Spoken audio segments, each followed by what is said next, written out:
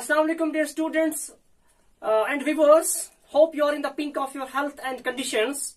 This is me, Mr Shafi, from the Department of Political Science, AIIMS-HANDWARA. Today it's the turn of class 8th, their first lecture which I am going to deliver here today from their subject Political Science. The topic which I have chosen, that's Parliament, their third chapter, Parliament. So dear students, before this we are going to define the term what's Parliament, its need and its subject matter.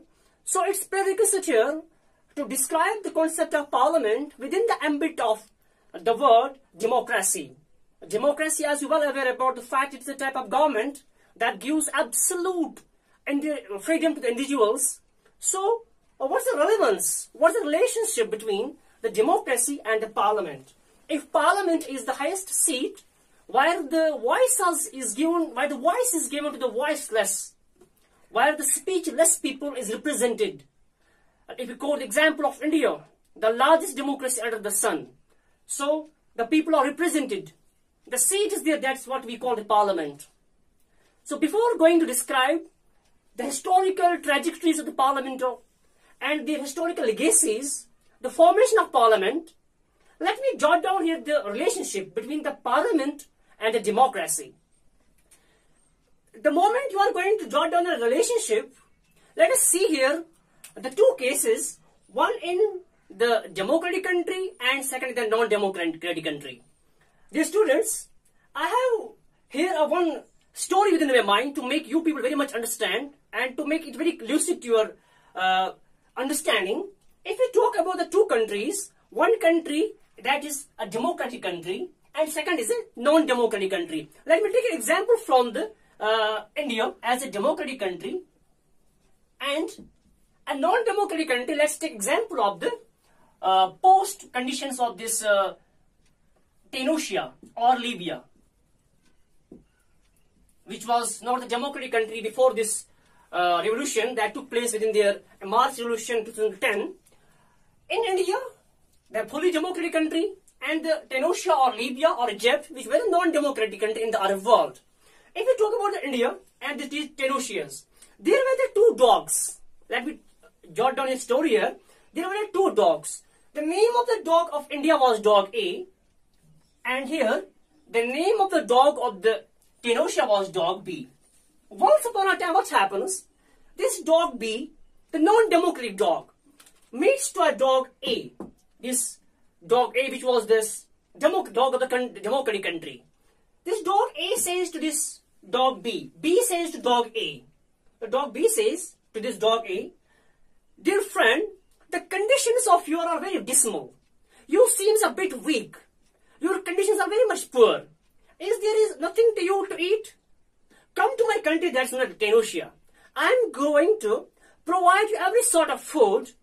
You'll be washed early in the morning. You'll be given the best food to eat." So the dog A replied to dog B, "If your country is going to provide me every sort of food, facility, but still, one thing your country is not going to provide me, that is a right to bark." Dear ladies and gentlemen, the moment you see the word bark, the students and the viewers, the moment this dog A says to dog B, "You are not giving me a right, that's a right to bark." Let's not forget, I am going to draw a relevance between the Parliament and the democracy. Right to bark. Means here, right to bark does not mean the bark which is literally, its meaning is, bark here means right to speech. Means democracy is having the one beauty that it gives speech, right to expression to its every individual, whosoever it is. No discrimination on any basis, gender gap, gender, or race, or caste. So this dog A is very beautifully answers to dog B. Means in non-democratic country, there is no scope for right expression. Now, here the case comes. So what is the Parliament then? So why I jot down this definition? So Parliament is a seat where the rights are, where the voice is given to the people, where the laws are made. That's why India is sometimes called it's a parliamentary type of democracy as well, or representative type of democracy well. So this was a brief introduction and a short glimpse of the need of the parliament in a democratic country. That's why I quoted a very beautiful example to make you people very much, to make you people understand. So let's come to the point to define the word or the term parliament.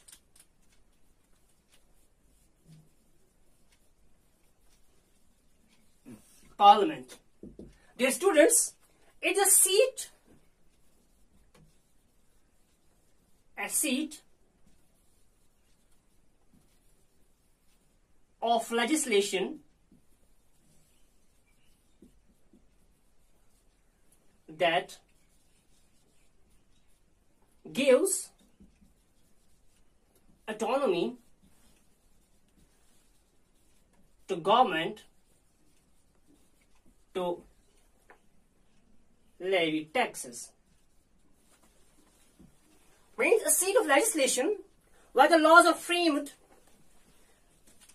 and it gives a power, it gives authority to the government to introduce, to put forth tax within the country. So the seat where the laws are made, and later on where they are implemented and they are examined. So this is the seat what we simply call a parliament. So the way United Kingdom, UK, the Parliament of UK, the earliest one within the country, same as the country, India is to have its parliament. So why there is a need of the parliament now?